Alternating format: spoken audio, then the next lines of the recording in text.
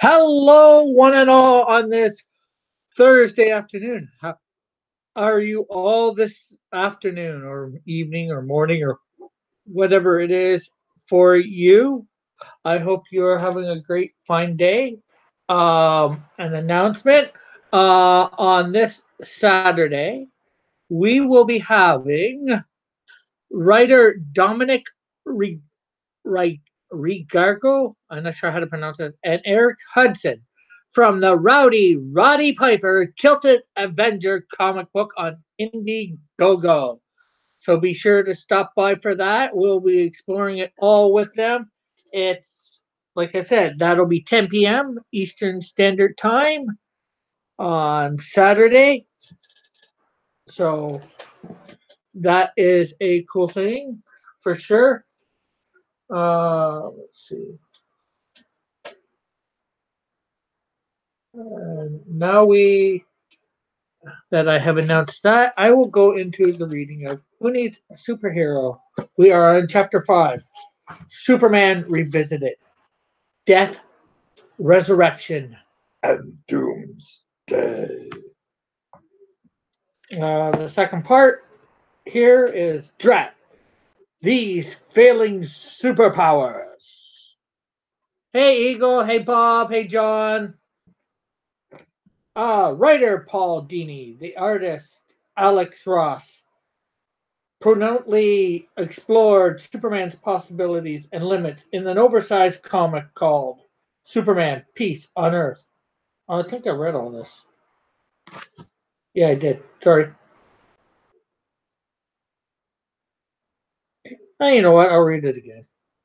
Sorry. If we're Bunter recalls his childhood on Kent's farm. Clark Kent, adopted father, taught him that the Earth provides enough for everyone. The problem, according to Paul Kent, is that people don't take care of one another. Individuals get caught up in personal agendas. They fail to watch over their neighbors. Convicted by these early teachings and inspired by the Christmas season, Superman decides he will try to make a lasting difference in the world. He will feed as many people as he can, and in the process, he will set an example of compassion and assistance. The Man of Steel addresses the U.S. Congress and asks for permission to distribute America's surplus of food to the needy people of the world. With some trepidation, Congress agrees unharvested field stockpiles set to spoil and surplus will be gathered, and Superman will use that food to feed as many people as he can in a single day. While Superman prepares for this massive undertaking, the bemused world looks on. Some skeptical, others pitch in to help, volunteering to gather and load food. On the designated day, Superman begins at sunrise to deliver loaded trucks, full freight cars, and massive flatbeds piled high with grain and staples. He visits the Native American reservation in the western United States. He carries food to Brazilian Bararo. He touches down in Africa, Asia, and Europe. Superman feels good about his effort, but he worries that a one-day blitz is far too little to make a genuine difference. In the war, in one war-torn country, a small boy asks if Superman will be back with more food tomorrow. Superman has no answer for the child. At another locale, starving people riot and fight for their share of the food. In yet another place, fearful crowds pelt Superman with stones, suspicious of his motives. One nation, one nation smiling dictator welcomes Superman, intending to seize the food for his own profit. Superman does his best to see that the food is distributed to the needy, but once he flies away, he cannot know for certain that supplies will reach the people for whom they are intended. As the long day draws to a close, Superman carries a shipload of precious food to a nation whose government has forbidden his visit. The people of the land are in desperate need, but the government wishes to retain complete sovereignty over the populace, and Superman's act of goodwill is unwelcomed. Ignoring the government's order, Superman enters the nation's airspace, hoping to deliver the food quickly and depart before a confrontation develops. He has misjudged though the determination of the totalitarian rulers. While the Man of Steel is still high overhead, a missile launches skyward, burdened with a ship full of grain. Superman cannot dodge the rocket. The ship explodes and spilling the charred grain to the earth. Worse yet, the missile carried a payload of chemical toxins. The grain that survives the explosion is poisoned. Superman lands to survey the wreckage. He kneels among the piles of smoldering, contaminated wheat. He thinks of those who refused his gift today. He laments the many hungry people he did not reach in his global effort. He worries about those who will be hungry again as soon as the food is eaten. Superman bows his head in despair and admits to himself that his grand gesture has failed. Superman can rescue only so many people. Oh, what's the t shirt? Duck Dynasty.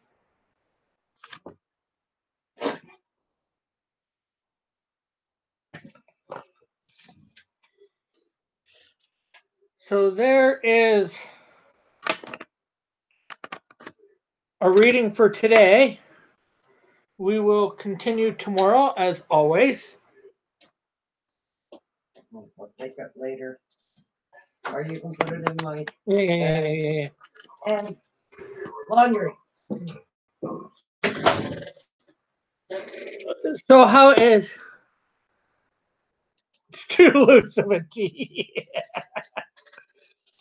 I'll wear the tight ones on John's. How about that, Winston? Okay, where did I put my oh, okay. Give Winston a wrench. Oh yeah, true.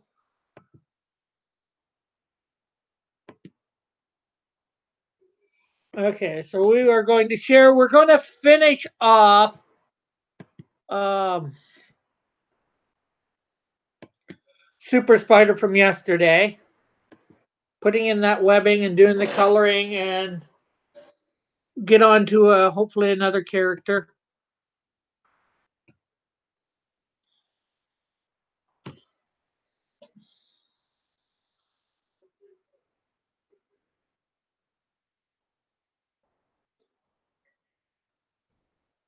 I can be bribed. Yes, Winston.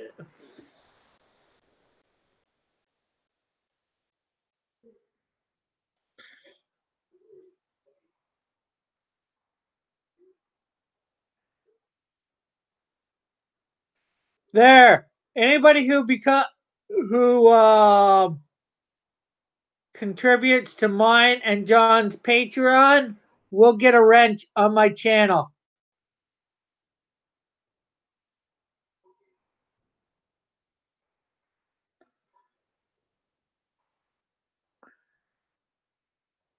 Doesn't matter the tier.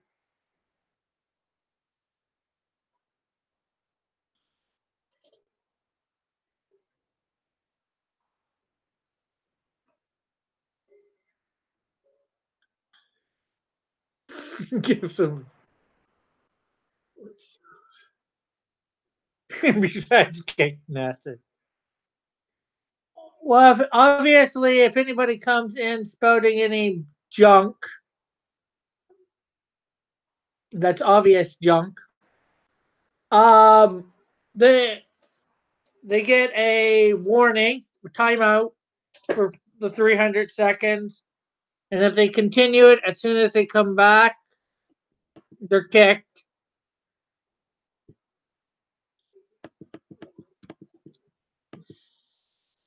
Um, I like to give people second chances or whatever.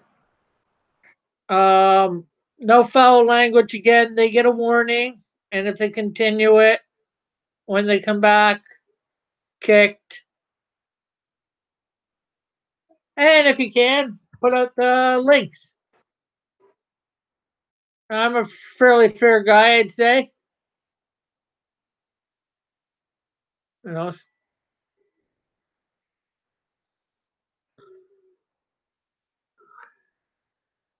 Rick, the coloring will be a pain. Not necessarily.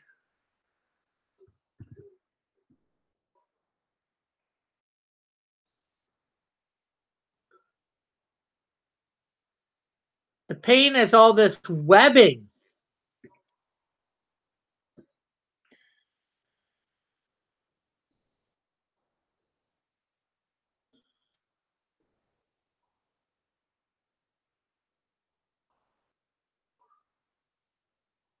But at the moment, Winston, you don't have to worry too much about that.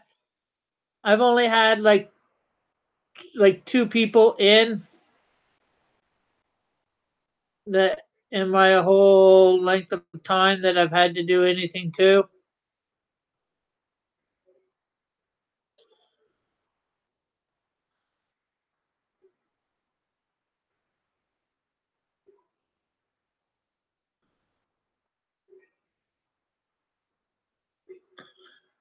And if you guys want to look at IndieCron and see who you would like to have on, give me a couple suggestions and I will try and contact them and know more about their book and all that. After this Saturday, I'd like to do one. Well, I'm not sure what I'd like. I want to start trying to get people on. Like I said, this Saturday I've got planned. I'd like to try and start planning next Saturday, a week from Saturday.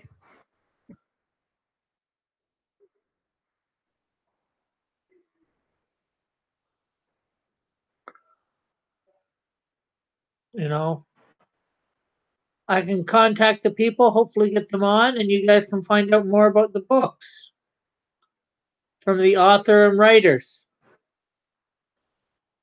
as we go over the Indiegogos, and you can ask questions and all that.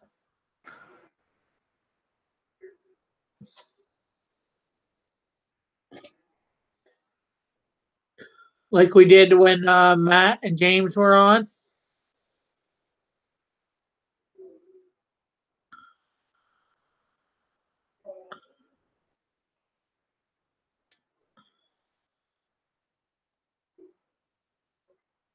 I'd like to try and make that a regular thing on Saturday nights here.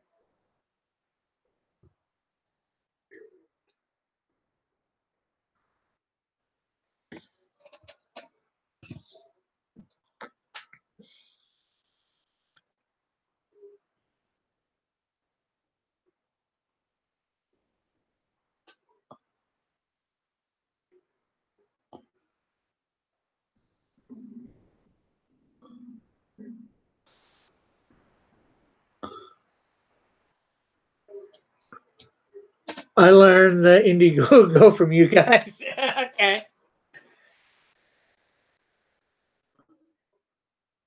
Well, if you go to IndieCron, it has IndieCron.com.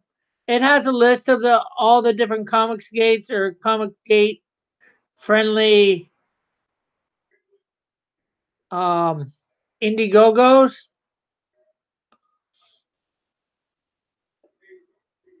And that's where I'm getting mine from.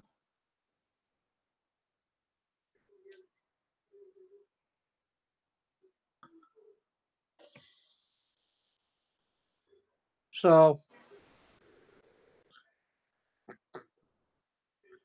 I'm just saying, if you go to that list and see one that's open and you want me to contact them, especially a smaller book or whatever,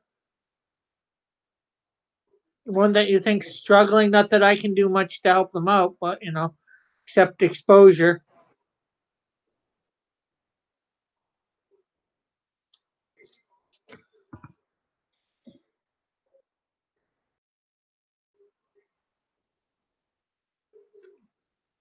But if you guys don't, I'll look at the list and pick somebody out. And what is my favorite movie? You mean? Um,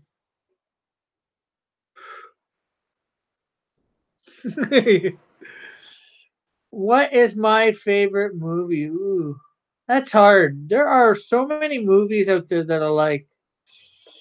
Uh, everybody's gonna probably call me soy for this, but probably either 50 First Dates or Hitch.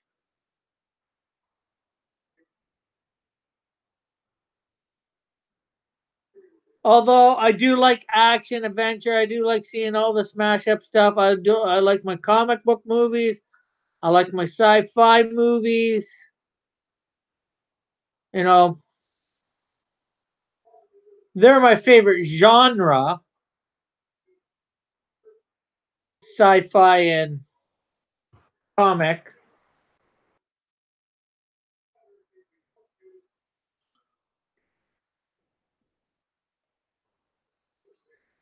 Hey, new hero, how are you? Um, are you following me on Twitter yet, or Twitch? Hitch, I should say, is about a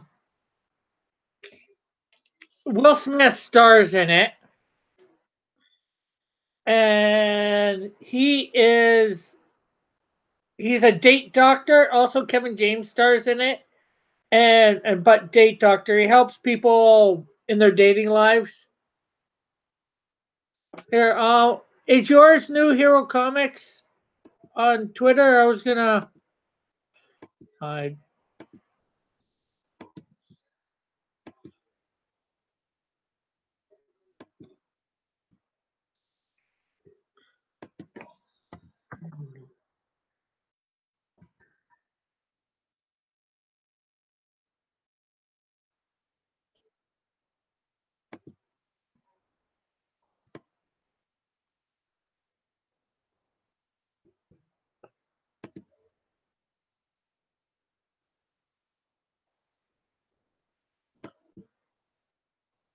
Okay, I just followed you. If you want to come on, if you start following me, I can send you a DM there.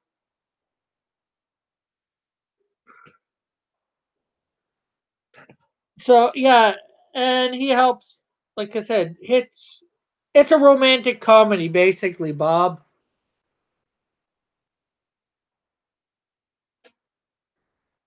I like romantic comedies.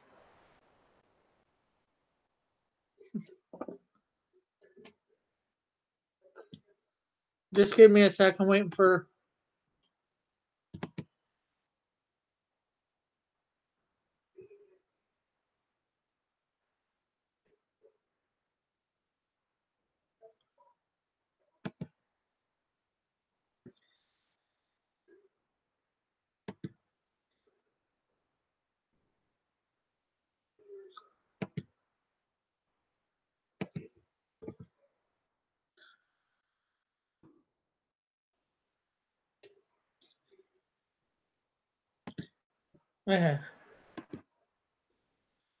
Okay, I just sent you the link. Hello.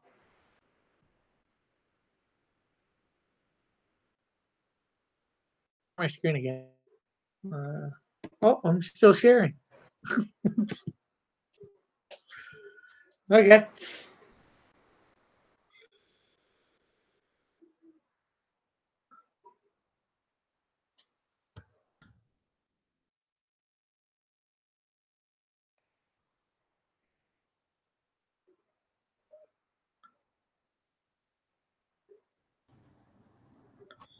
Hello. Hey, How are you? Good. How are you doing? doing in the last 10 minutes or half an hour, whatever.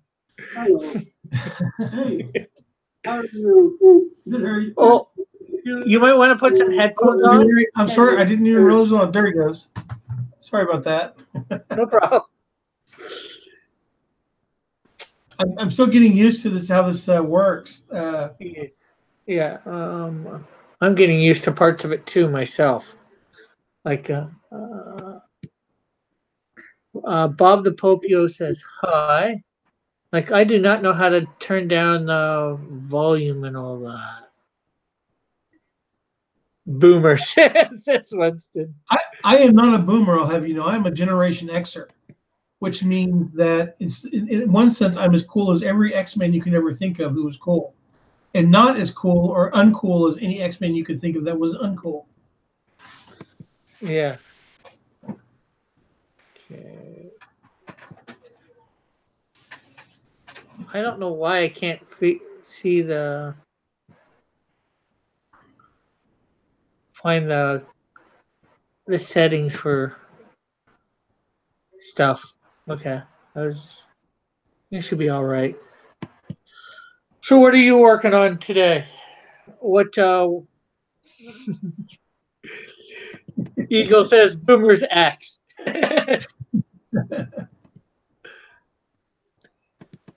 Bob Well, says. I'll be honest. Oh, go ahead. Bob says, "Who's the coolest X-Men ever?" I guess, in your opinion.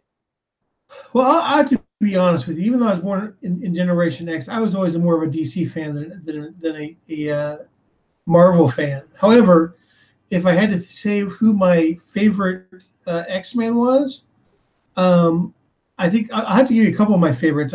Colossus, of course, like everybody else, I went through a Wolverine phase, and I thought Havoc was pretty awesome. Yeah, probably my favorite three, but my favorite for sure is Wolverine, and I'm a little bit biased on that one because I'm Canadian. It's the coolest thing about being a Canadian, I think, other than maple syrup. Yeah, and then the other ones I like Rogue and Gambit. Well, I liked them a lot on Jim Lee and Chris Claremont's run. Okay. Unfortunately, I don't know what runs that is. Unfortunately, I never paid attention to the artists. I just paid attention to reading it. Let's see, what do we got here? Winston says, "Hey, can I ask you, hip kids, is Teen Titans a little popular right now, or are they out?" Wait. Bob says, "Wait, is Deadpool an X-Men?" No, he's X-Force. I don't think has he ever been on the X-Men? I don't know. I don't think officially. I don't know. I stopped collecting Marvel comics after they totally irritated me with World War Hulk. They ticked me off with that because I think I said this the other day. Hulk World, in my opinion, was like the ultimate ending to the Hulk storyline. Like it was the best. Like if you wanted to end Hulk, that was the way to do it. It was like a Conan the Barbarian ending, where you find him on his throne at the end. At the end, where the Hulk has finally come up to a place where everybody accepts him. He's not weird or a monster. He's actually very normal, and everybody sees the value of him as the Hulk. So so I thought, man, you just can't top this. I mean, it's so awesome the way they did this. Well, and then they went and they just said, you know what, screw it, we're gonna come back and bring the Hulk back. And yeah, I get that. I liked Planet Hulk. The only problem is, he is a major character in the Marvel universe, so you can't expect them not to end him and not make more comics of him. Well, it'd almost be like ending Spider-Man. Well, but maybe they should. It would make the story more interesting. Like that's my problem with comic books like DC and Marvel. They never end their characters. Like I feel like they killed off Superman. They should have left him dead. They should have let Nightwing take over for Batman when he broke his back. I feel like at some point to make the story interesting, they've got to let the characters die. and then move on with the next generation. I mean, Naruto can't have the dream of being, the Hokage for 100 years. At some point, the story loses the interest when you go, well, that kid's never going to become Hokage because for the last 50 years of reading his book, he just hasn't gotten there yet. And Yeah. not long after, go ahead. No, I was going to say, unfortunately, they always got new readers coming in, so they want, to continue Superman, Clark Kent as Superman, blah, blah, blah, and Bruce Wayne as So, Batman. They forget about their old readers who have read it for 50 years.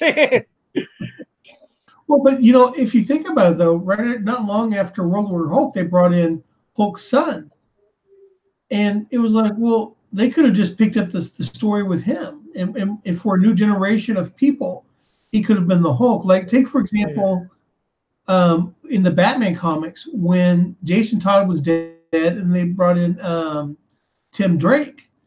Tim Drake was my Robin. He was my Robin. Yeah.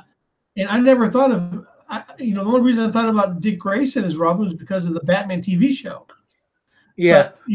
But it was always Tim Drake for me, and I thought he was like the best Robin ever because he was not the best martial artist out of all of them, but he was the best detective, which I felt like is really more what the Batman is. The Batman is more of a detective, and they've gotten to make him a big martial artist, but I feel like he's actually better off as a. I mean, they just underplay the fact that he's such a great detective. Okay. So let's. I like this topic, and we'll get back to it in a second. I want to answer Winston's question. So, do you think the Teen Titans are popular, or are they out? I don't know. I have no idea. It seems like I because Teen Titans is a comic I like to keep up with. I check in with it every now and then because it was one of my favorites as a kid.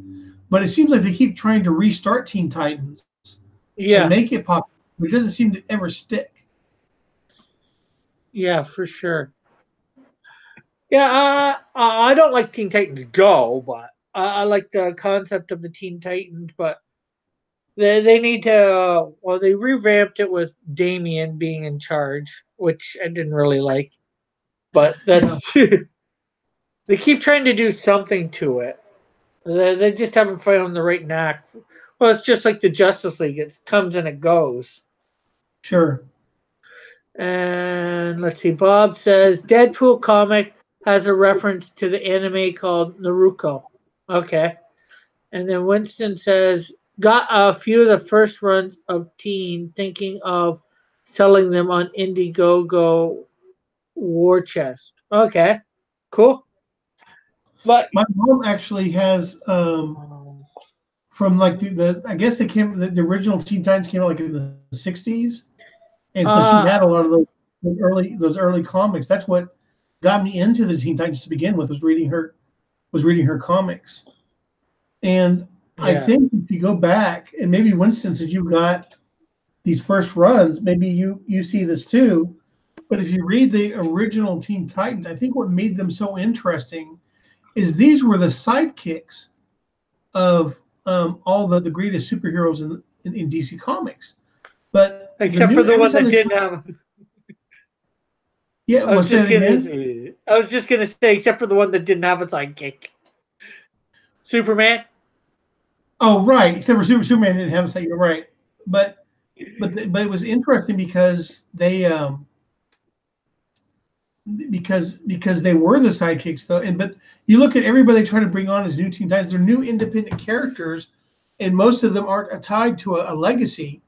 They're not tied to they're not the sidekicks. It's like they're worried about offending people by having sidekicks. Yeah. But as you were saying about the heroes dying off, we're not so much dying off, retiring. That's something actually I do want to do in my comics when I get far enough down the road. They get some sort of sidekick at some point, and at some point they retire and somebody else takes over. Hopefully their sidekick, but then maybe it's not their sidekick. It depends on how the difference of age between them and their sidekick. Yeah. Well, I think Robin, when the original Robin was like 10 or something when he started. About 13, actually. 13, 14. Was he that old? I could have sworn that Dick Grayson was like 10. No, that you're thinking more Damien, Hmm. because Damien was younger than Dick when he started. Hmm. Because Damien had all the training through the The League of Shadows, or no, yeah, Rise of the League of Assassins. League of Assassins. Yeah. Winston says he wasn't big into DC, just a bunch from a long box he picked up a while back, and I'm very insulted by that, Winston. But it's okay. To each their own. Everybody, you can't judge a person by their taste in superheroes. You can, but you can probably keep your opinion to yourself.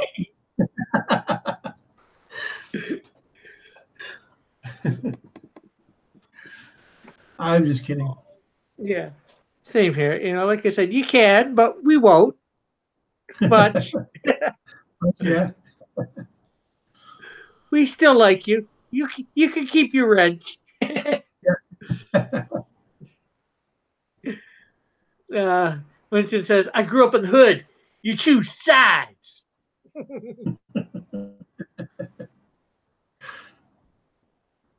Yeah, I like both, but I'm probably more into DC heroes for whatever reason. Probably my favorite Marvel character is Spider-Man, obviously, followed by probably Wolvie. And again, that's biased. I hear. I don't know who my favorite Marvel character is.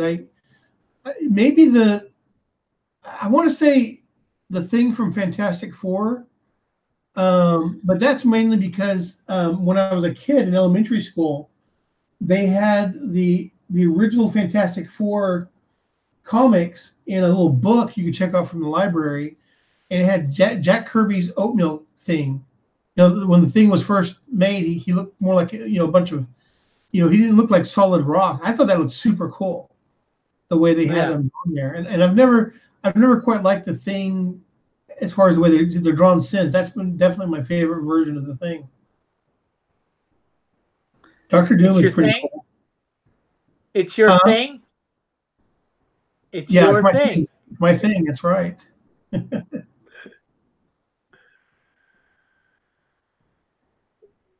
Uh, yeah, probably Spider-Man became my favorite Marvel characters because I think he's the one that I knew the most from, like the '60s cartoon. Spider-Man, Spider-Man does whatever a spider can. And then from or was that '70s, whichever. And then from Spider-Man and his amazing friends. Sure, that was awesome. But I was definitely more of a Super Friends fan. When they Yeah, had when they had the Legion of Doom, man, those were my favorite.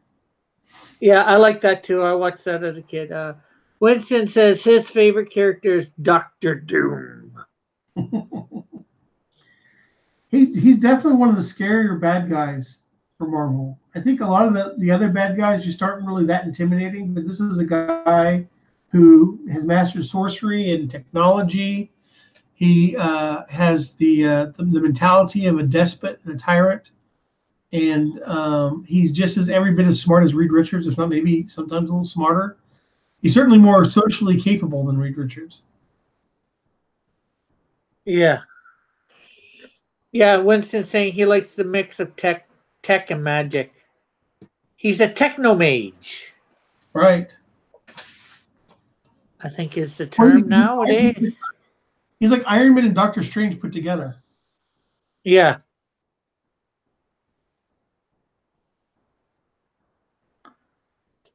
So what are you working on there? Oh, Sometimes I'm I'm sorry. not really sure. I'm actually resting my hand right now. I drew so much the last 2 or 3 hours, really the whole day. Ah, So I'll probably jump back into drawing here in just a minute. But yeah, yeah, no problem. It's good talking. sure. Uh, so did you grow up in Israel or where did you grow up, if you don't mind me asking? I came from Texas. Oh, okay, cool. So, besides being Jewish, what drew you to live in Israel? Well, I mean, I think being Jewish is a pretty big part of it. Yeah. Okay. I just. I mean, I don't. Sorry if I'm getting personal. Just tell me to shut up or no, whatever. I don't mind. I don't mind answering questions. It's I know people find it fascinating and interesting, and so I don't mind talking about it. But it's true because the process I went through to decide to come here, my wife and I together, we went through the same process, and that was every morning in the prayers that we read about Israel, and when I do the after the blessings we do after we finish eating bread, one of the things we bless God for is the land that He gave us. The land He gave us is Israel. So here we Yes. are, and then you get into the scriptures, the Hebrew Bible, and in the Hebrew Bible it talks, all the time about God's promise to bring Israel back to the land. Yeah. And this is so when I moved to Israel, I'm participating in the fulfillment of God's word. So that's kind of a True. awesome thing. So For sure. I mean those were the issues. I mean it was really, I felt like, as a Jew I had a responsibility to move back to the land of Israel. And not only that, I love the land.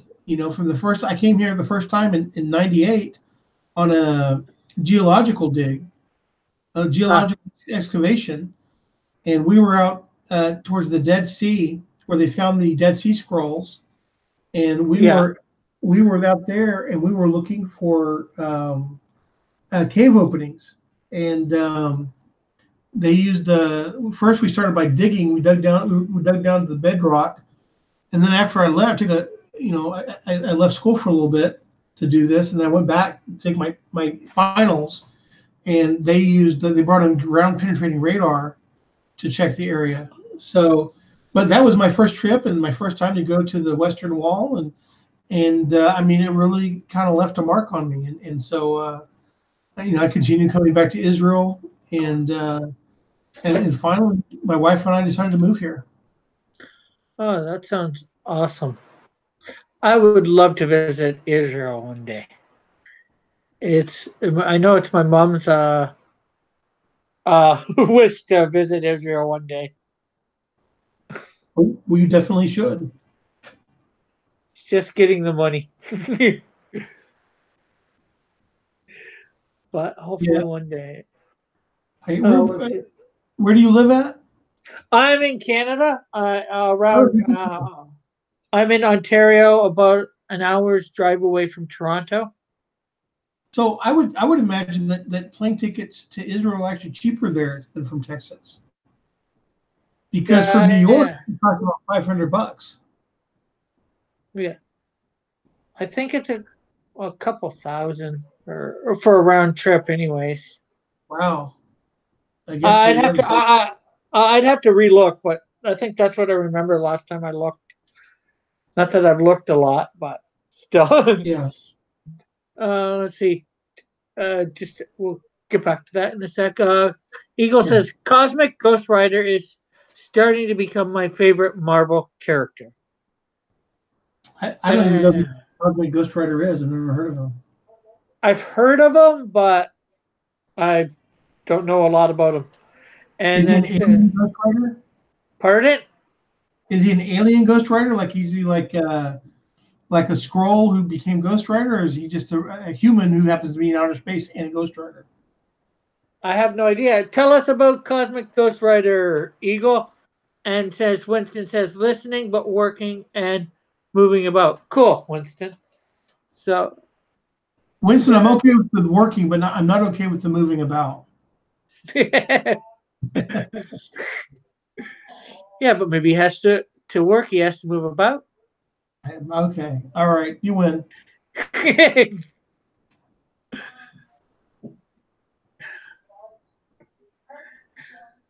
Yeah. So trying to think of other things to talk about.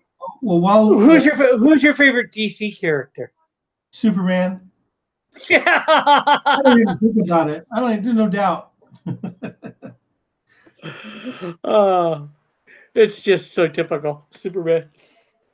Well, I mean, number one, Oh, he's got any power you'd really want, and and then on top of it, he has a really interesting origin. Um, he's super yeah, intelligent. He's I think he's smarter than Batman, probably smarter than Lex Luthor. I mean, he comes from a planet filled with geniuses, so you know he's a pretty smart guy. On yeah. top of He's supposed to have a super intellect. That's supposed to be part of his makeup. they don't play it up very often. They're trying to in the effort to make Batman seem more awesome than he is. They ignore the fact that Superman has taken all the awesome in the room. Yeah. Although Batman's probably the better tactician because that's what Batman studied. Yeah, Yeah. You know, I'm not but sure. the Superman can think at super speed, which really Yeah. means is that he could think of pretty much any tactic, 1,000 times by the time Batman's thought of it, and he's run them through and tested them out or whatever before Batman's reacted. So I don't know. True. They did a. They did. Winston said, Go ahead. "Go ahead. No, go ahead." I was just going to say, I remember they did an episode back in the '90s when they restarted the Justice League. Was it Brian? What was his name? Brian Hitch, not Brian Hitch.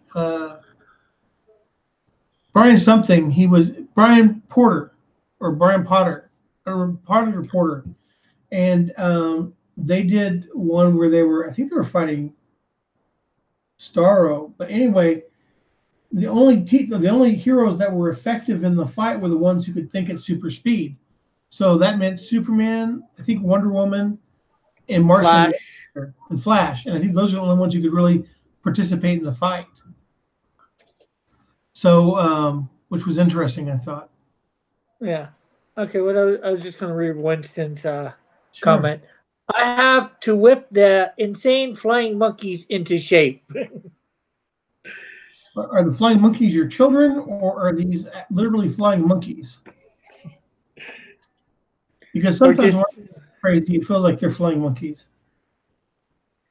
okay. And Eagle says Cosmic Ghost Rider is Frank Castle, who became the Ghost Rider and the Herald of Galactus. Okay. That's kind of interesting. Okay, they turned the Punisher into the. It makes sense. It makes sense that he would be A Ghost Rider, yeah. the Ghost Rider. I don't understand why he's the Herald of Galactus. I mean, I would think that Cass would have a problem with him eating worlds, or is Galactus still the good guy who gives life to planets?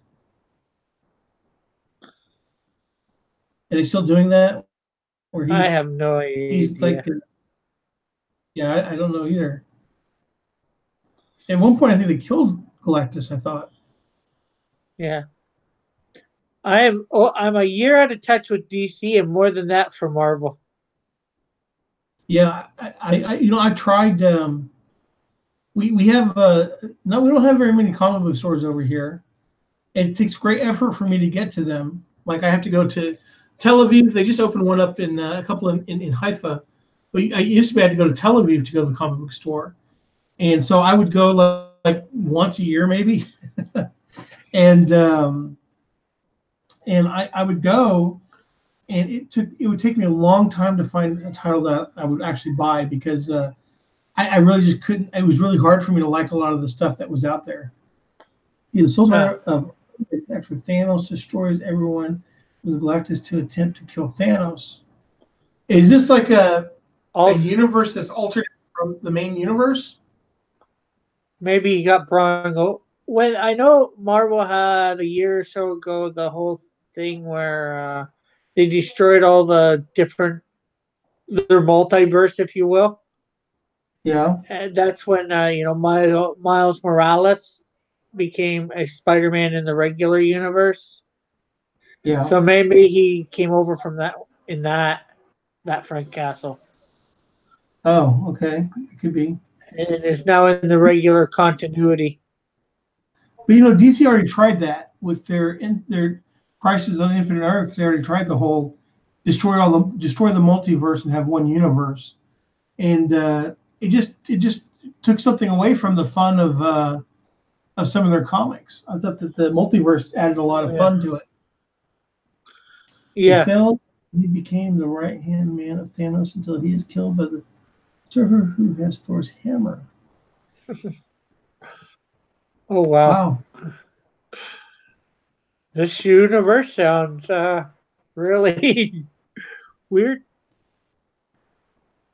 Let's see. The series is from Thanos Wins. Okay. So it's almost a what if, and they bring him over from the what if.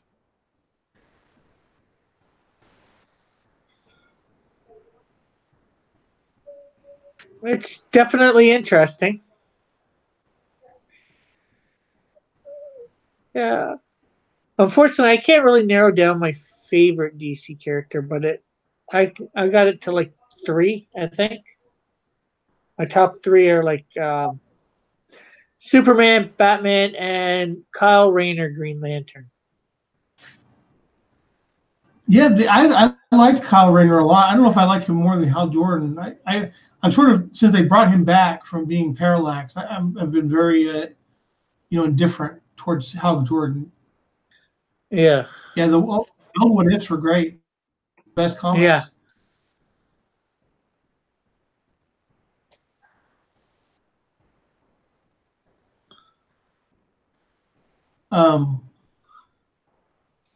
Yeah. So anyway,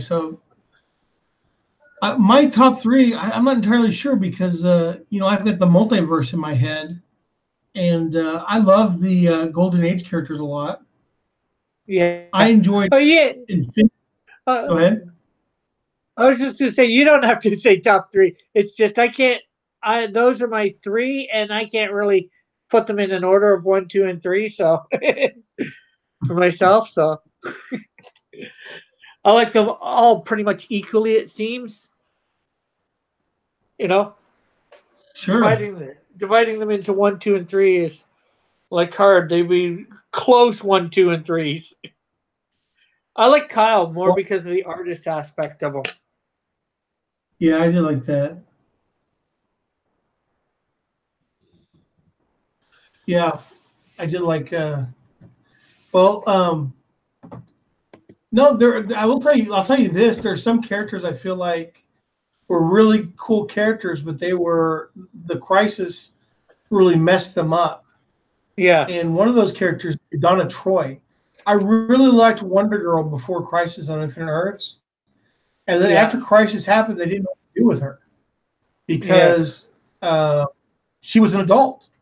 And she grew up with the Teen Titans, and she was a little old to start to call Wonder Girl.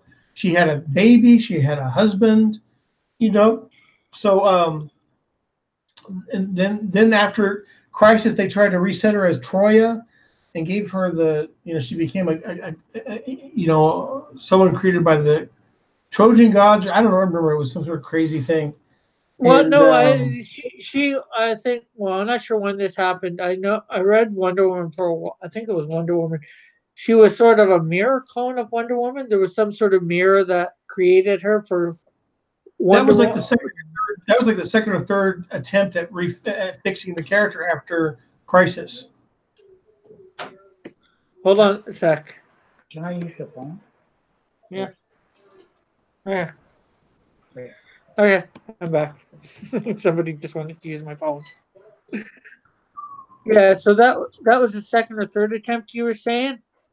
I believe so, because they went through a couple of attempts, and then I think they either wrote her out of existence or they killed her off. I'm not sure which it was. Yeah. So, and then she was gone for a long time, and they created a new Wonder Girl who was actually pretty interesting. I actually ended up liking her a lot, and then they got rid of her for reasons I'm not entirely sure I remember. Well, they brought her back, but when they rebooted her, they changed her total origin. When they did the whole reboot, the New 52. Yeah. white. Here, I'll be Sorry. back in a sec. Sorry. Sure. Keep the troops entertained. I stopped collecting but kept my collection in the early 90s. Decided to get back into it right before CG. It's really funny, Winston, because I just sort of I've been on the peripheries of interest in comics, getting back into comics. I stopped, like, I was in the, when did I stop? About the mid 90s. I stopped collecting, and I would collect. I stopped collecting seriously. I would collect books every now and then. Like if I got bored, I'd go to the comic book store, see what was going on, and I'd collect. And then I'd go through these spurts of collecting, and I'd get bored, and I'd stop. And what happened was I stopped pursuing my dream of being a comic book artist. So when I didn't have that, it was really hard to. I mean, I don't know. The stories weren't always as good as the stuff I remember as a kid. Yeah, just go and look at art. Right, exactly. And but then I decided I wanted to. When we moved to Israel, back in the States I had taught English and math, and then when we moved to Israel, I decided that I'd like to give a go at trying to become a comic book artist again. But I decided that instead of trying to make it at DC and Marvel, and the reason why I didn't want to go to one of the big twos was basically because they're just things that as an Orthodox, as a religious Jew, I can't draw, and so it's hard to tell your boss I can't draw that. So I decided that what I was going to pursue was trying to become an independent comic creator, and it seemed like web comics was the way to go. And so I was really investigating web comics and was developing story ideas. Wrote about a novel and 3/4 of Chinese light novels to work on storytelling, and was developing my characters. And I had actually started listening to. I got into your boy Zach, Diversity in Comics. I just found him kind of funny. I thought he was kind of funny, and he sort of mirrored a sentiment that I had, which was that I just felt like my comics and sci-fi were being invaded by politics and by people trying to force me to believe like they didn't, and that's just not going to happen. And then to see that the stories were about forcing me to adopt their ideology and not about the characters. And so I really lost. So I was really frustrated about that, and I really felt like, here I am, going to be the kind of lone gunman out there, doing my own thing. And I really thought that there was nobody else out there who, felt the way I did. I came across Zach, and I was just like going, wow. So here's a guy, and so I found his stuff kind of funny, and I'd listen to him sometimes. And then I think because of Zach, I somehow found Ethan.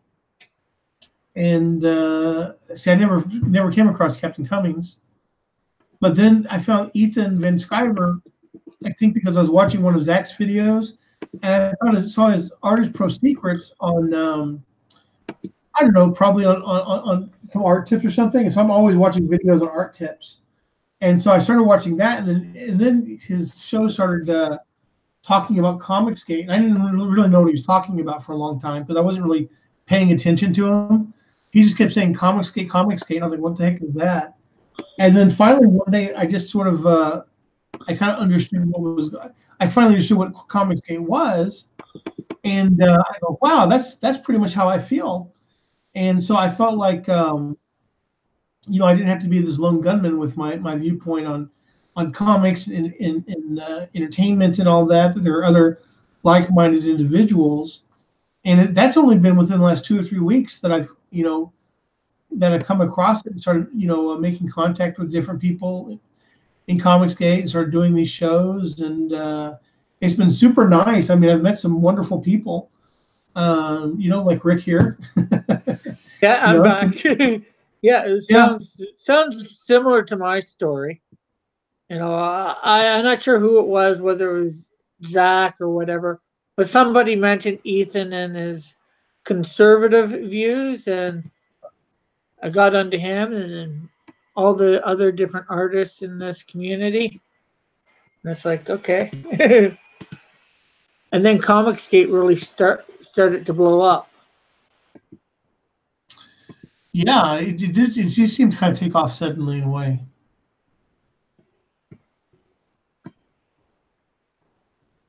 And Winston says, same, just go look at my art. I guess for how he got more, how, I'm not sure.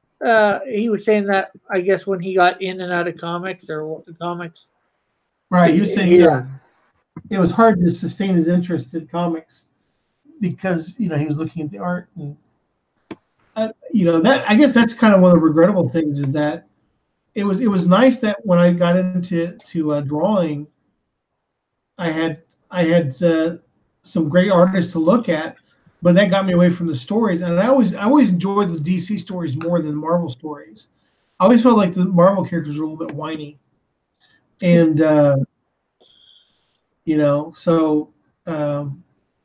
But when I started seeing like Todd McFarlane and Jim Lee and Mark Silvestri and Rob Liefeld and all these guys, I got really turned on by the artwork, and I started drawing, and so I just thought these guys were fantastic, and so that's what I started. I had limited funds. I only had so much money, so I had to make my choice. Who am I paying for?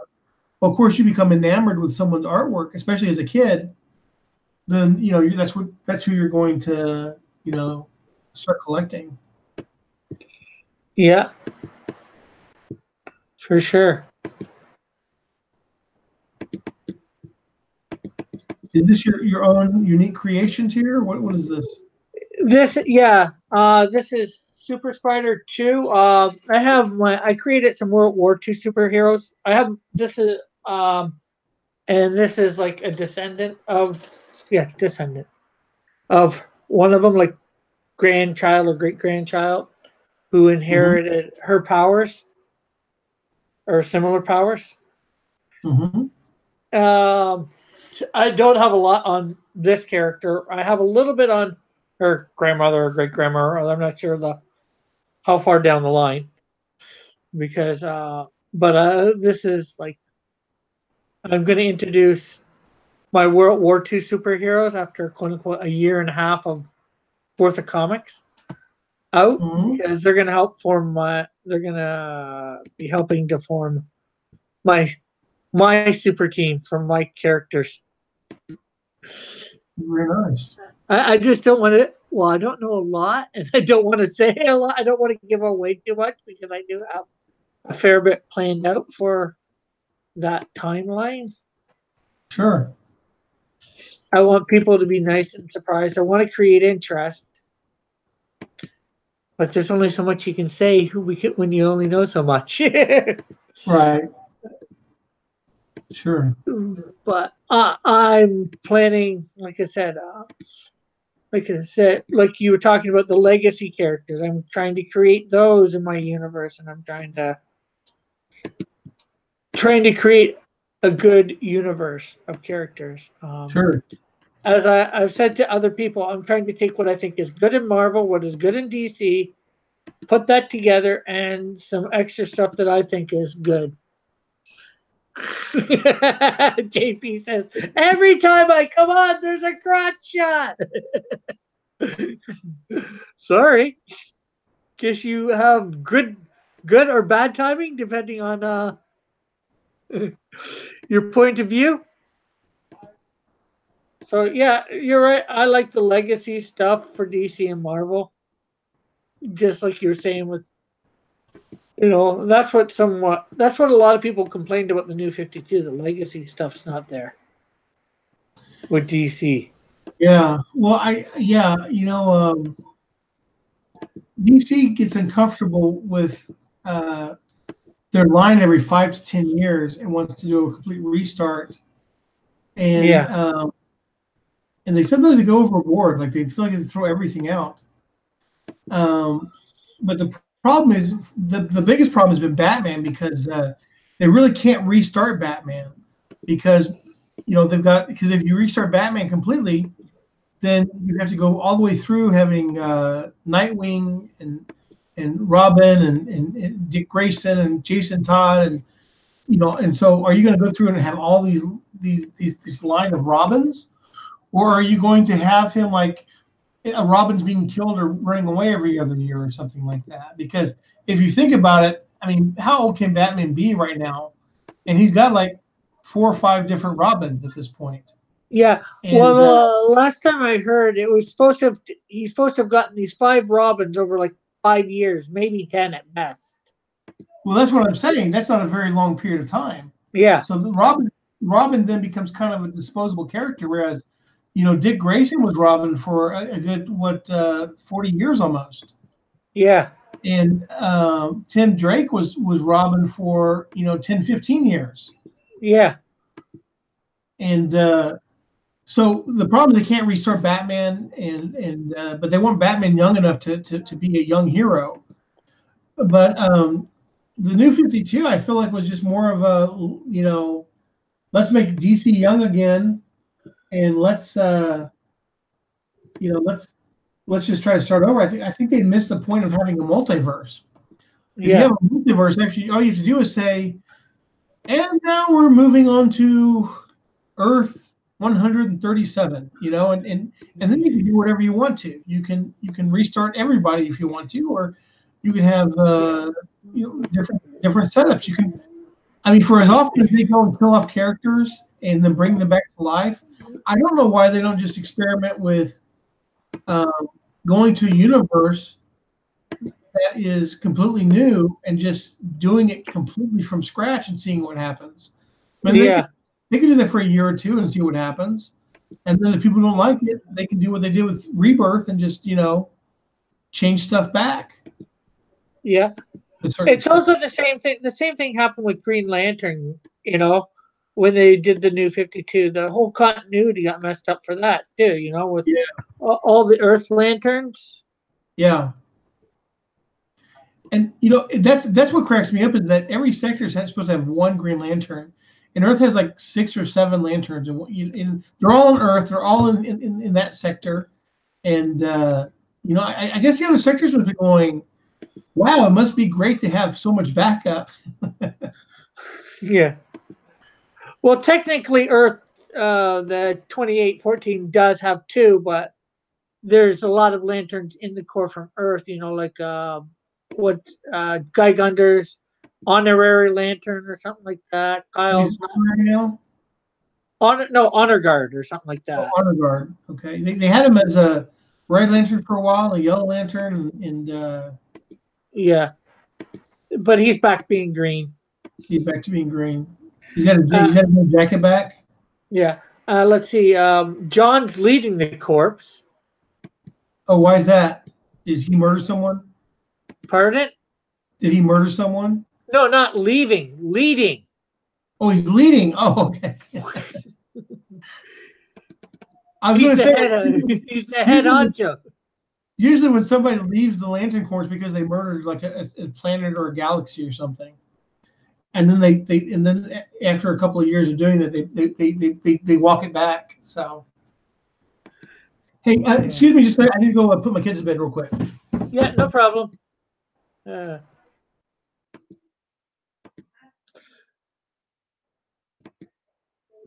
Murderer, not murderer. You misheard me. So okay, they're talking DC time to shock monkeys again. That was is Peter Gabriel a fan? Are these monkeys from the Wizard of Oz? Are they flying monkeys, Winston? No better than the Crotch.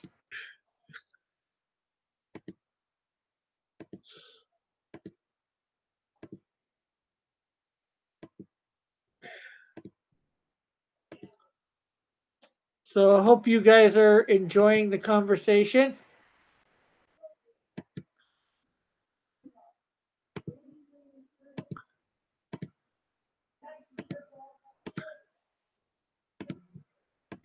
So anything you guys want to know? Sorry, Rick. Oh, I don't care, JP. Not too much. I don't mind joking.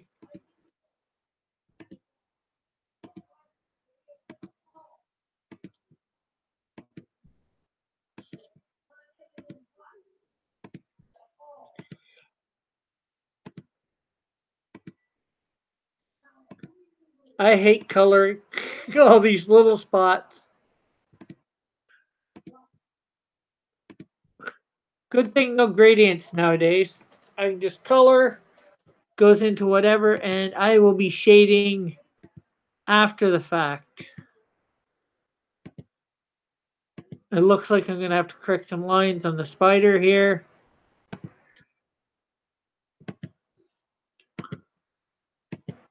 Any, do you people have any thoughts? There probably is, but I don't know how to do it yet.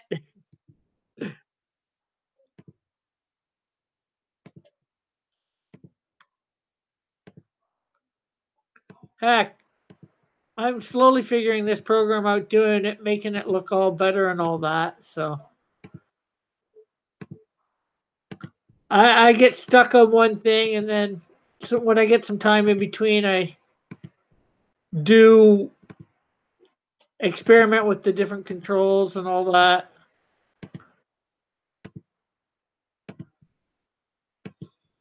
I missed a line or two there. I can put those in easy enough.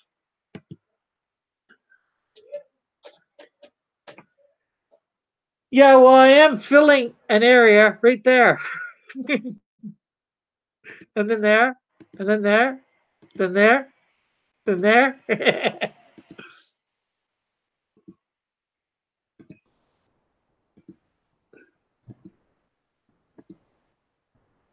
But this isn't too bad. At least I don't have to do too much to fill areas.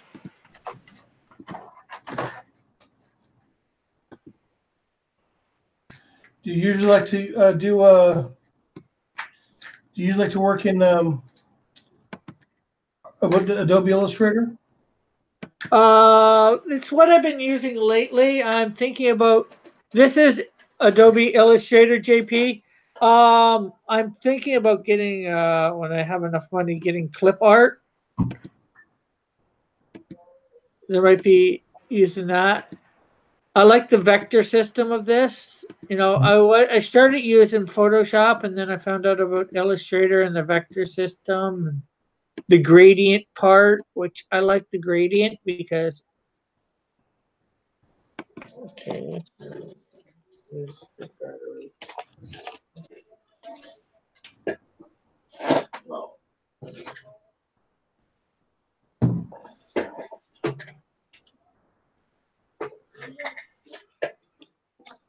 You have a laptop? Pardon? Are you on a laptop? Oh, I just checked my. It says my battery's running low for my computer. Yeah, Okay, I don't. I'm seeing JP4 in here, and I'm suddenly reminded of being ganged up by on everybody in the last in John Dillard's thing for not subscribing to everyone. Yeah. It's a very emotional experience for me. Oh, you just gotta No, I'm gotta sorry. gotta ignore all these people. Forgive me, Father, for I have sinned.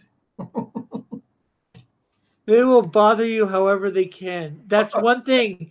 Doing this stuff, you quickly have to develop a thick skin if you do not have it.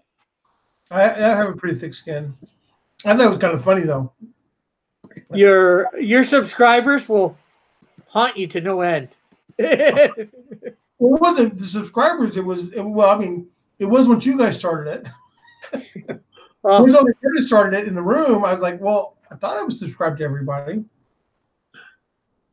Oh, and then there's of course the good-natured teasing by everybody in the chat too. That's right. So I started adding random people. I was like, okay, I don't know who you are, but I'll add you. Can only say that if you're Catholic. Okay, well, I'll stop saying it. It's easy to think you're subscribed to somebody, but easy to miss them because you get so many people at certain times that it's like just Well, hard. I remember one day I went and I just started adding everybody I knew from Comicsgate, and I thought I added you, but I guess not. Yeah, well, it's no biggie. Oh, you're at it now, and Yeah. that's all that matters. I hadn't added you. I'm not sure when I had added you, but sometimes it's just figuring out who everybody is too. So Winston wants to know if I can get a hold of any old Kabbalah mysticism books. Is there a reason you want them to be old? Like, what do you mean?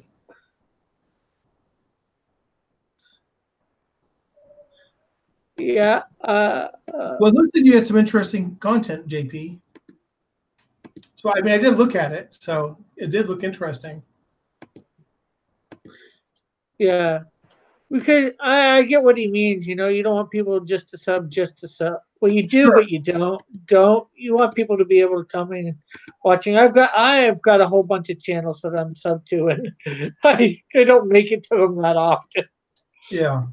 That's the one thing too. There is a lot of content coming out of Comicsgate. All these people, and so it's hard to get to watch everything by everybody.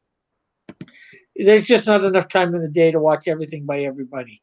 So Winston wants to know if I can get Kabbalah books from the 1800s. Well, I've never looked into doing that. I mean, most of the books I bought are modern. I've bought some used books when I bought them. I don't really study Kabbalah. Different Jews have different feelings about it. In the 1800s, I mean, you would only be getting stuff like in Hebrew or Yiddish or something like that. Unless you know Hebrew or Yiddish, you wouldn't be able to read it. Scan it in and translate it. Yeah, Maybe.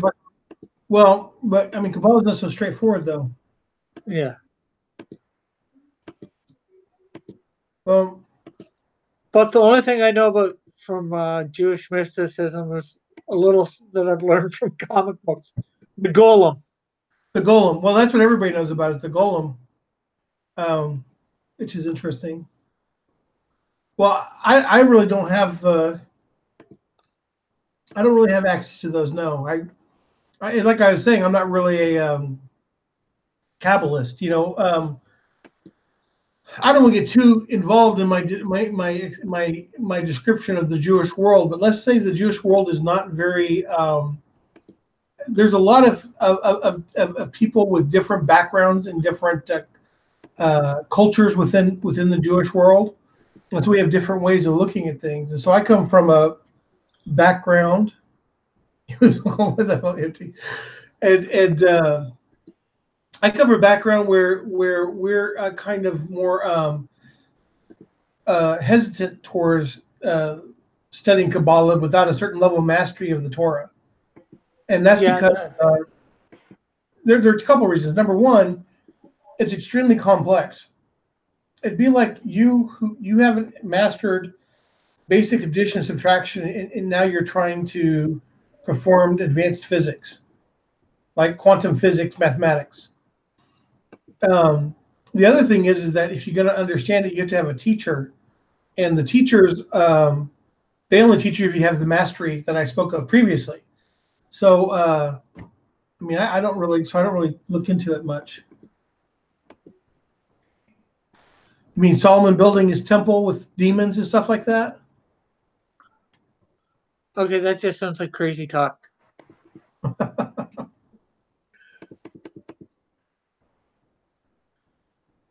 It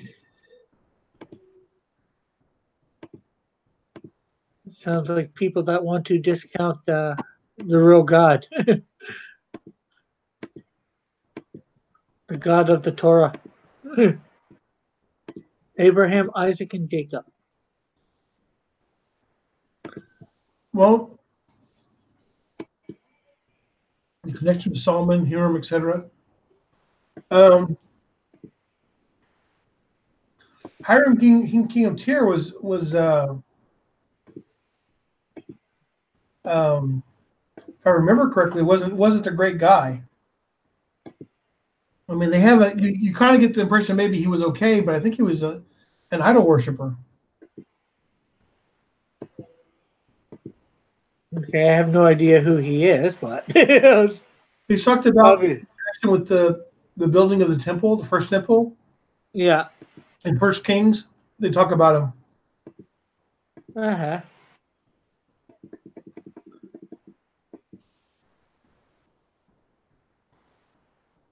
JP saying one thing interesting about comic creators I've seen there is a religious aspect of artists. Yeah, I think because, and this is my point of view, I know we sort of get the creative part of God, we know that there needs to, there's not going to be any creation, even our creations, without us around. So we realize the world that we see can't just have come in from nothing. It has to come from somebody's mind. And that's just something I'm throwing out there off the top of my head without having really thought. I think it's interesting that a lot of them are in Comicsgate because, and maybe I'm wrong, but JP, I don't know, maybe you have, and maybe Rick, you might identify with this, but I think to a certain extent that people with a religious viewpoint have been sort of suppressed as far as creators go. Yeah. And I don't know. I'm not going to be a conspiracy theorist here and say it's because of that we hold religious values. I'll say more because our religious values don't let us operate within the comic book world like it allows someone who doesn't share those similar values. Yeah. That could be one thing, and it could also be that comics is like Hollywood. It's it's only for those who share a certain ideology. I don't know. Oh, Winston, so you got the same degree I did, Winston. I got my BA in philosophy and I got my minor in religion. Cool. They say that people become psychologists because they're crazy, and doctors because there's something wrong with them. And so I got into philosophy because I was confused.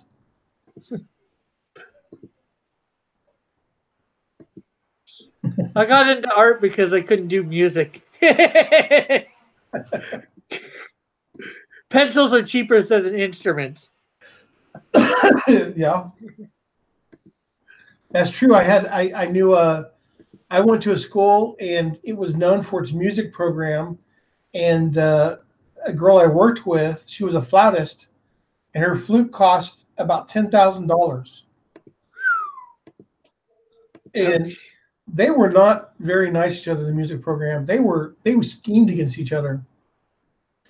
And so every time somebody did something to her that she did, that kind of didn't hit her in a positive way, she's like, "Oh, they're coming after me."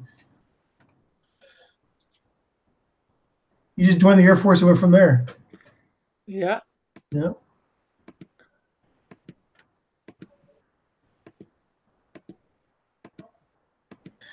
Yeah, just to build on that, Winston, about the philosophy, the way I got into philosophy was I was studying in yeshiva in Israel.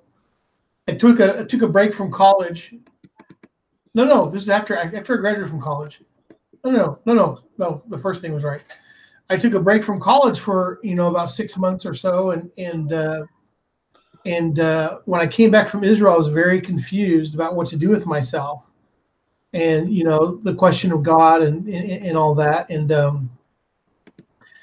and so I came back and I decided that I'd go find some books on religion and read them. And so I went to Barnes and Noble and went to the Jewish section on Judaism, and I saw a book called "The Guide for the Perplexed," written by Moshe ben Maimon, who's a famous Jewish scholar. And I thought to myself, I'm perplexed. This sounds like the perfect book for me. And so I bought it and went home and started reading it. And I got a few pages into it, and he says, "Time is an accident of motion." And I said and I thought in my mind immediately of someone tripping over an alarm clock. And I was like, "Oh, that can't be right." And so I went and talked to my dad. I said, "What the heck is this guy talking about here?" And he said, "Oh, this is philosophy." I said, "Oh, philosophy. That sounds kind of interesting."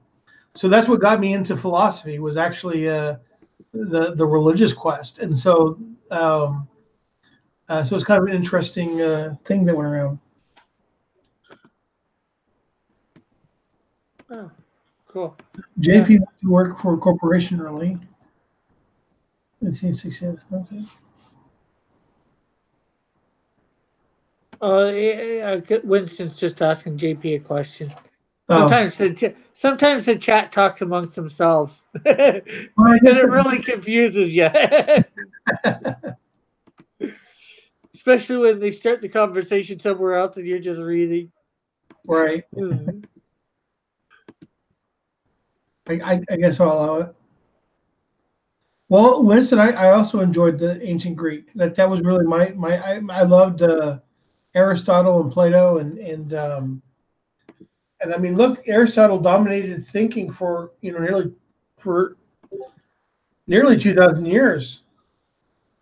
And I mean, the sciences, the Aristotelian thinking dominated the sciences, and I'm not sure he gets the credit today that he's really due. I think even his writings today still have a lot to say. That's beneficial. Oh, that's awesome. His middle name is Socrates. Socrates. Sometimes I just answer questions I don't fully understand. Well, that's some people's philosophy is they answer random questions they don't understand. Yeah, you think about the random questions that pop into your mind.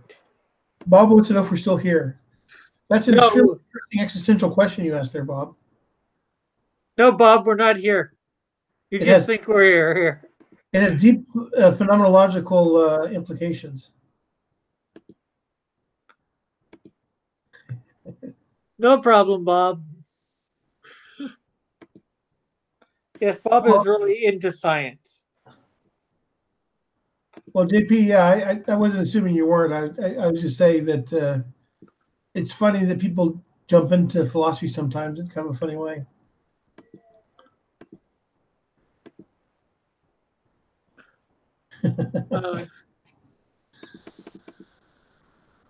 Yes, philosophy is good.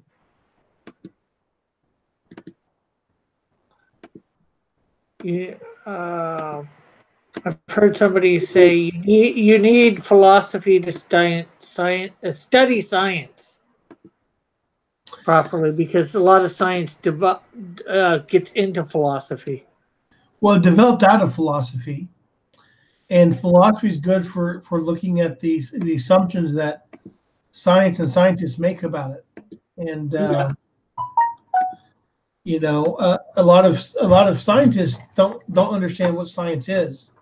They don't understand the philosophical underpinnings of it, and that's a problem because they speak with a lot of authority, and they don't understand kind of what the nature of science really is.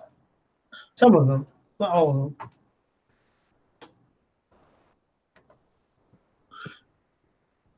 Yeah, for sure.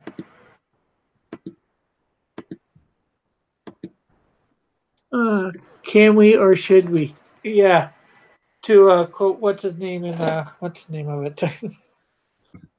Okay, so we've almost got all the coloring except for shading, of course, and highlights. We just need to get the yellow.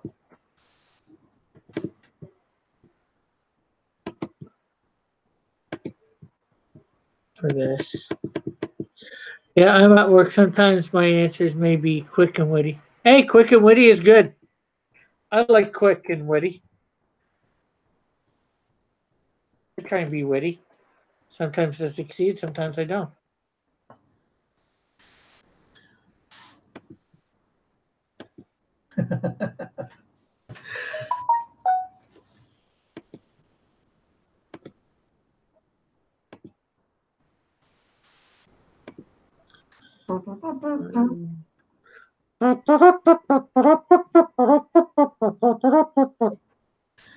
JP, are you a electronics technician?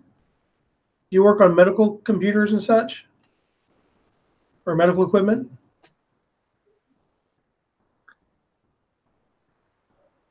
I don't know how he doesn't got a wrench because I haven't given one. I don't. I'm not like John and Manny and give wrenches out by the dozens. Okay. Sorry, John. I'm a bit more sparing with my wrenches. I know I don't need 10,000 wrenches out there.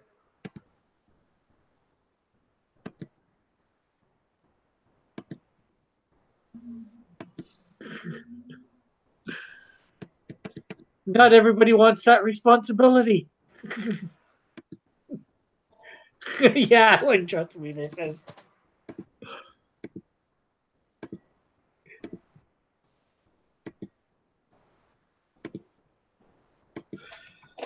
So we're almost done coloring. I'm gonna have to go back to a few lines that weren't closed properly. I would not use teleportation if I had to die in order to use it. I would not use it because I'm pretty sure I'd be dead, and I doubt the ability of the technology to recreate me correctly. Yeah.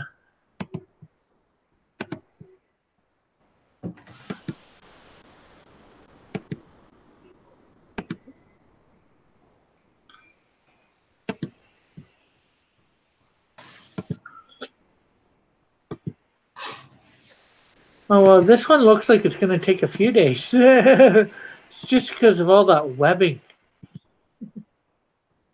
Why didn't you color it first and then put the webbing on it? Because I wasn't thinking. Oh, okay. I didn't know if that was a limitation of the program or not, but Yeah, I could have filled it in and then put the webbing on it. Yeah, you're right.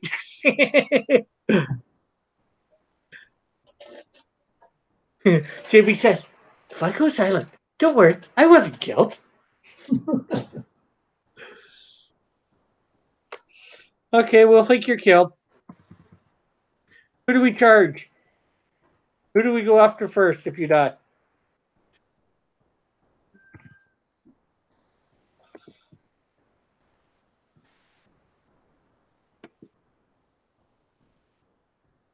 Could model it after an Australian redback. Hey, Rick, what kind of spider did you model her after? None in particular. Let's see if I can. I should be able to do this. She is, like I said, the heroes. She is the great granddaughter, great granddaughter. Give me a sec here. Bring up the chat. Of Cross Comics characters, heroes.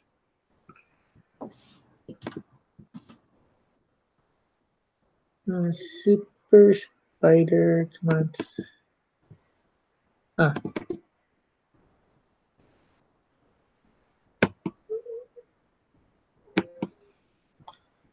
Open photo. This is the original Super Spider. And it comes up. Her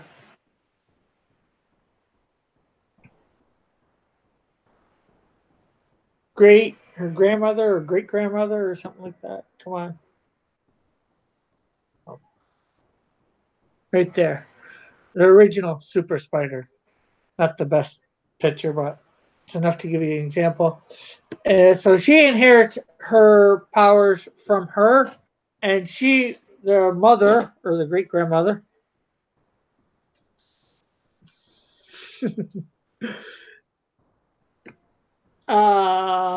was yeah, uh, captured by spider-like aliens or aliens of some sort. I'm assuming spider-like, and DNA combined with some sort of spider.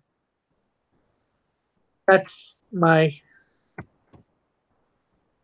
thing at the moment for. Oh.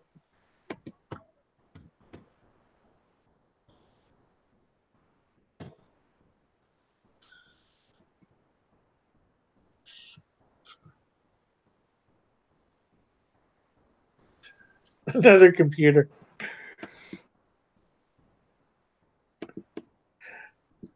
So, yeah, I'm not sure what spider it would be. Once you have you seen the character in Rainbow Six Siege named Sledge? Look up his spider gas mask. No, I have not seen that. I haven't played that game. I wouldn't mind playing it, but I have not seen it.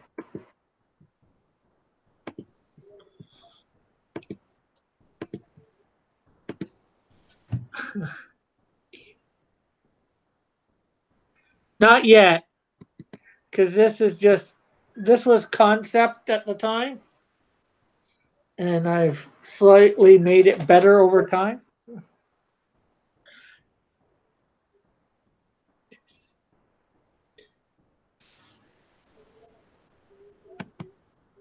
Okay, so let's zoom in here.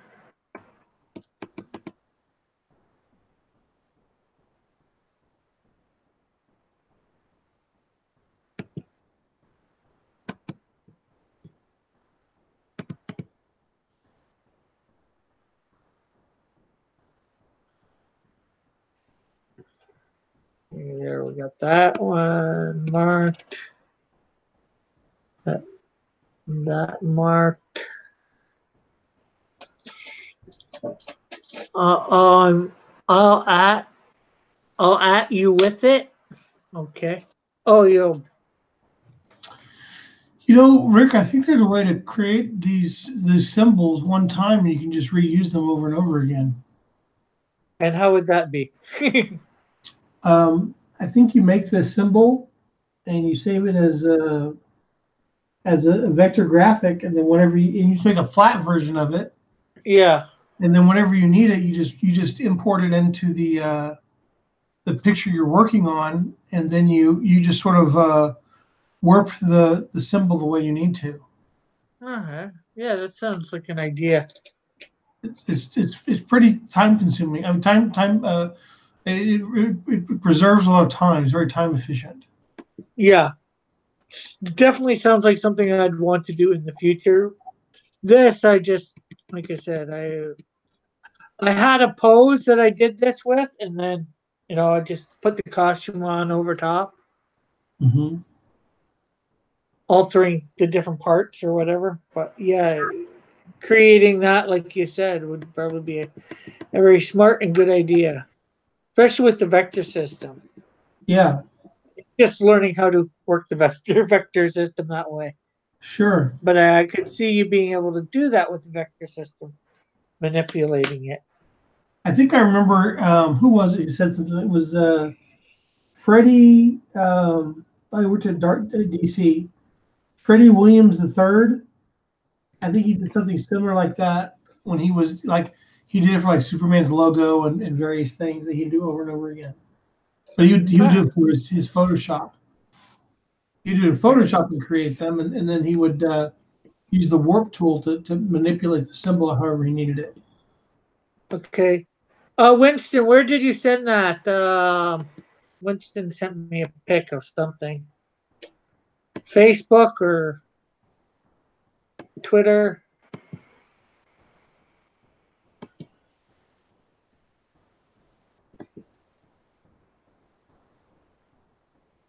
Email? Too many things, too many places. Well, I need to get going, Rick. Thanks for having me on your Oh, show. oh, no problem. Oh, yeah, that looks neat.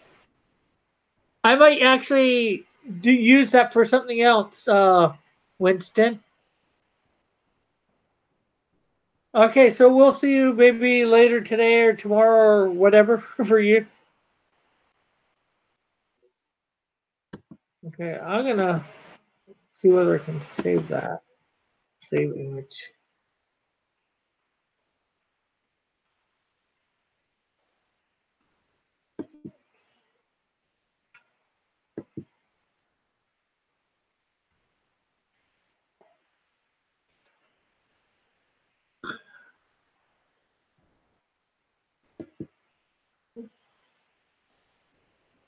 Uh,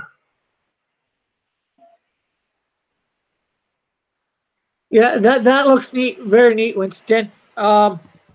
I'm trying to create World War One superheroes. I might use something like that on a World War One superhero.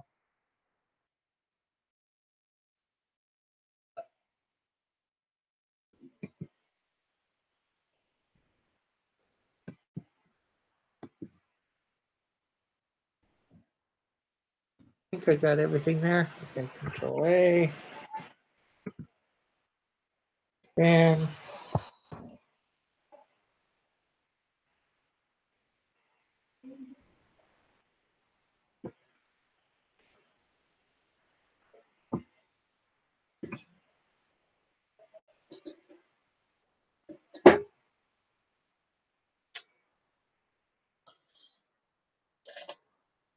And actually, I know who it might go good on. I got a good idea.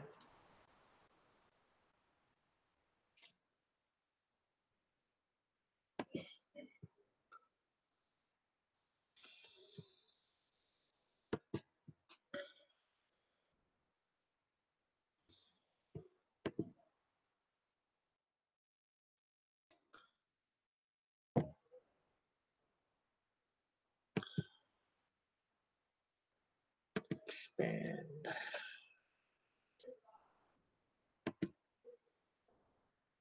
Okay, so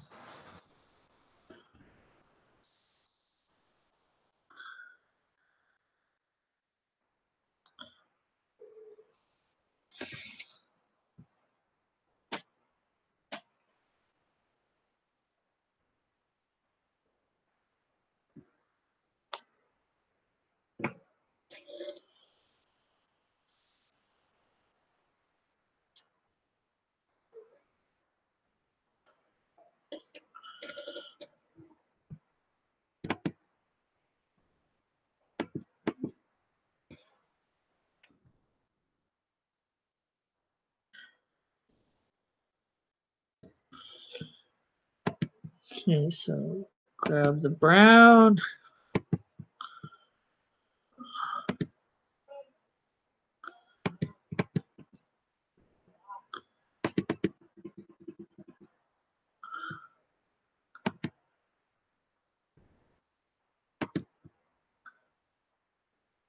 Okay, do we need any other places that we might have? We forgot right there. Oh well.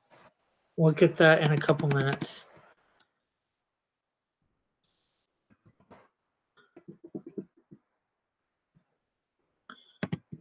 Get the gray. Put it in there.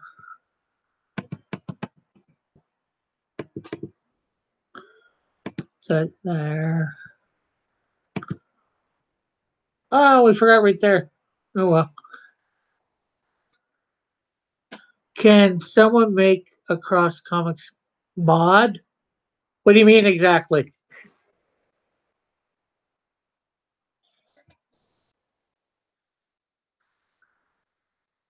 I just want to make sure I understand before I answer the question.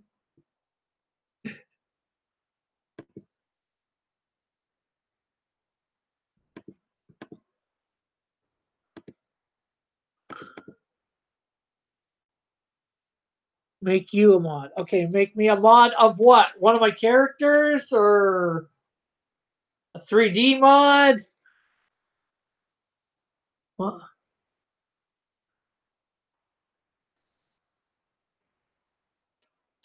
Oh, can make somebody can I don't I don't need a wrench. Because watch this. Hello.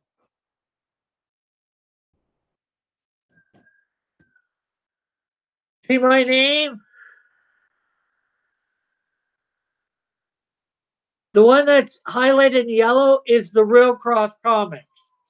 When Bob was in here earlier saying the Real Cross Comics, it wasn't me.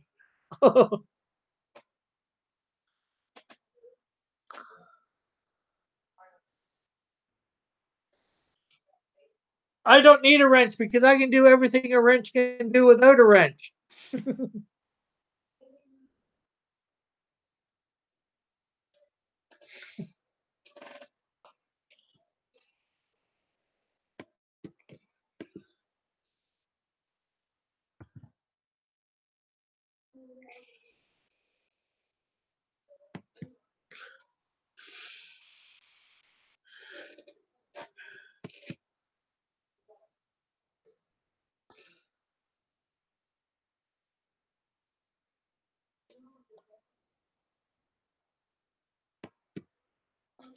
Okay. Expand.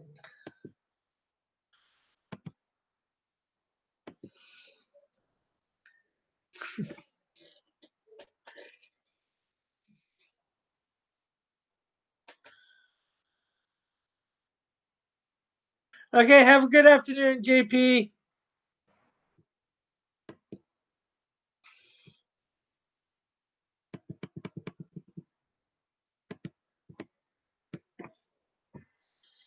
0.2.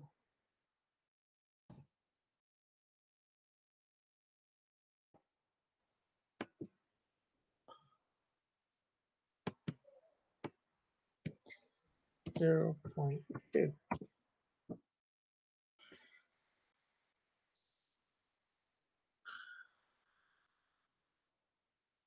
Okay. And we forgot one other thing. So let's see.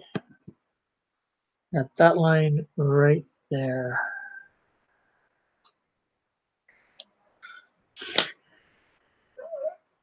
Okay, see you, JP. Okay, Control A. We will expand.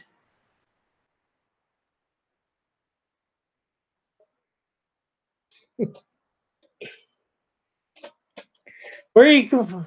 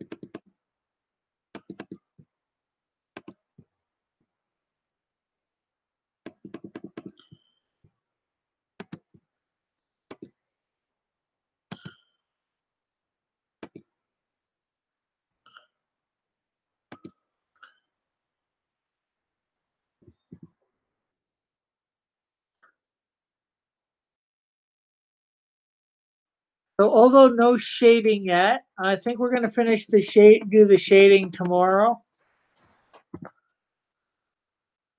There is Super Spider 2.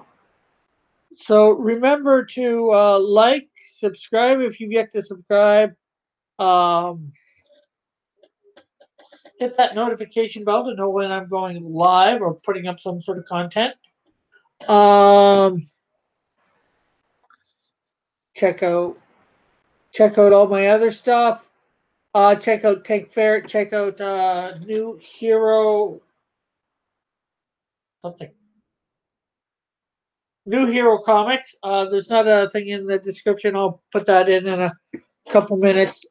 Check out all the links in the description. There's my Twitter, my Instagram, my Facebook, my Deviant Art, as well. There's my webpage. So check all that lovely stuff out. There's lots more on different characters, and I will be back on tonight, probably about 7 o'clock Eastern Standard Time. That way, I am done quite a bit done. Hopefully before Drawn and Quartered Fan Edition, which it seems I will be on tonight.